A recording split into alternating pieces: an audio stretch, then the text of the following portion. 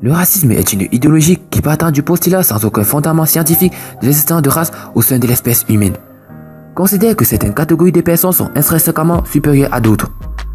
Cette idéologie peut amener à privilégier une catégorie donnée de personnes par rapport à d'autres.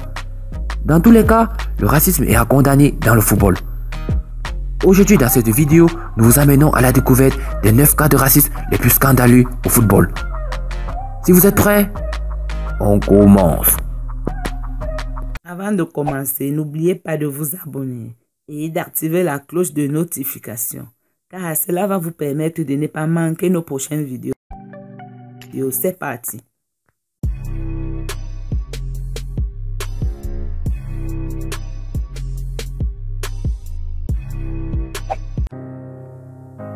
Everton Luiz.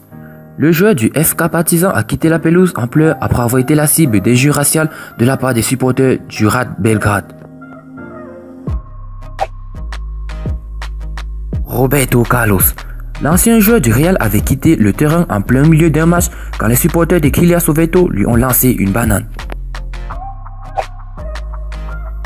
Pape Diop.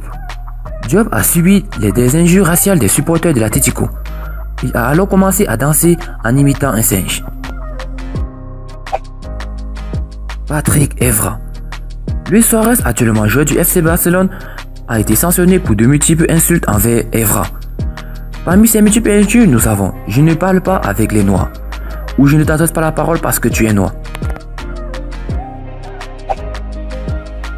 Daniel Alves. Alves a été la cible d'un lancer de banane et sa réaction a été de la manger en ignorant les responsables de cet acte. Samuel Eto'o. L'ancien capitaine des Lions Indomptables a été convaincu par Rijkaard de ne pas abandonner la Romareda. Je ne jouerai plus, avait-il dit. Kevin Prince Boateng. Les supporters du Pro Patria, équipe en 4e division à laquelle s'est confronté le Milan, ont fini par insupporter le Ghanéen qui a quitté le stade suivi de ses compagnons. Mario Balotelli.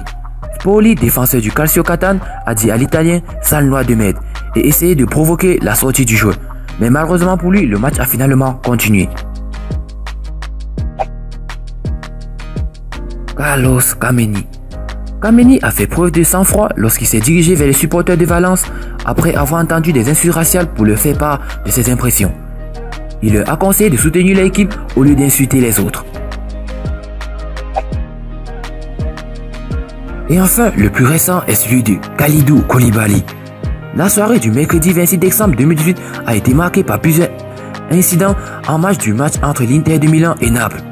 Le défenseur napolitain Kalidou Koulibaly a été victime de cris racistes pendant la rencontre et un supporter interiste est décédé après les affrontements entre les fans des deux équipes. Des personnes comme Cristiano Ronaldo ne sont pas restées insensibles face à ces choses. Cristiano Ronaldo est allé jusqu'à poster dans son compte Instagram les mots suivants. Dans le monde et dans le football, je veux toujours de l'éducation et du respect, non au racisme et à toute forme de discrimination.